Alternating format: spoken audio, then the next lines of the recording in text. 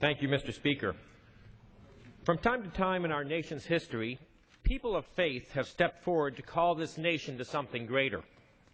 This is steeped in our culture, our tradition, and our founding documents. It goes back to the cross at Cape Henry and the landing at Plymouth Rock. You see it in our Declaration of Independence and again in the movement to abolish slavery. And in the 1950s and 1960s, it was people of faith who birthed the new civil rights movement. No figure cast a wider shadow on that movement than the Reverend Dr. Martin Luther King. This month we mark the 50th anniversary of one of the most iconic speeches in American history, Dr. King's address at the Lincoln Memorial. It's a great honor for me to stand here today to recollect the words of Dr. King, a man who stands among the heroes of our nation. Dr. King was a pastor. He received a divinity degree from Crozier Theological Seminary in Pennsylvania.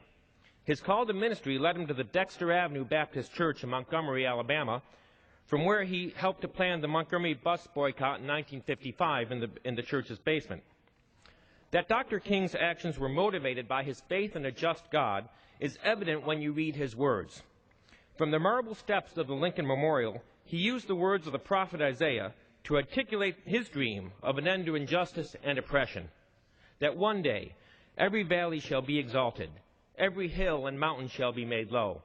The rough places will be made plain, and the crooked places will be made straight. And the glory of the Lord shall be revealed, and all the flesh to see it together.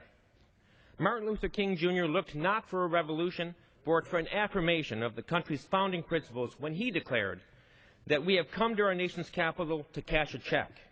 When the architects of our republic wrote the magnificent words of the Constitution and the Declaration of Independence, they were signing a promissory note to which every American was to fall heir. This note was a promise that all men would be guaranteed the inalienable rights to life, liberty, and the pursuit of happiness. It was not the first time that Dr. King alluded to the promise of our founding documents.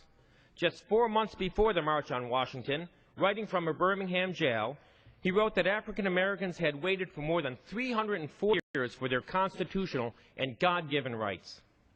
King's letter from a Birmingham jail could not be clearer in its articulation of the moral status of law and the role that religion plays in a just society. Now, King wrote, what is the difference between a just and unjust law? How does one determine whether a law is just or unjust? A just law is man-made code that squares with the moral law or the law of God. An unjust law is a code that is out of harmony with the moral law. Yes, Dr. King appealed to the nation's religious roots to encourage social change, and from the Birmingham jail, he encouraged individuals to confront unjust laws. There is nothing new, King wrote, about this kind of civil disobedience. It was evidenced sublimely in the refusal of Shadrach, Meshach, and Abednego to obey the laws of Nebuchadnezzar, on the ground that a higher moral law was at stake. It was practiced superbly by the early Christians who were willing to face hungry lions, rather than submit to certain unjust laws in the Roman Empire. In our own nation, the Boston Tea Party represented a massive act of civil disobedience. We should never forget, King continued, that everything that Adolf Hitler did in Germany was legal, and everything the Hungarian freedom fighters did in Hungary was illegal. It was illegal to aid and comfort a Jew in Hitler's Germany. Even so, I am sure, King proclaimed, that had I lived in Germany at the time, I would have aided and comforted my Jewish brothers. If today I lived, King continued, in a communist country where certain principles dear to the Christian faith are suppressed, I would openly advocate disobeying that country's anti-religious laws.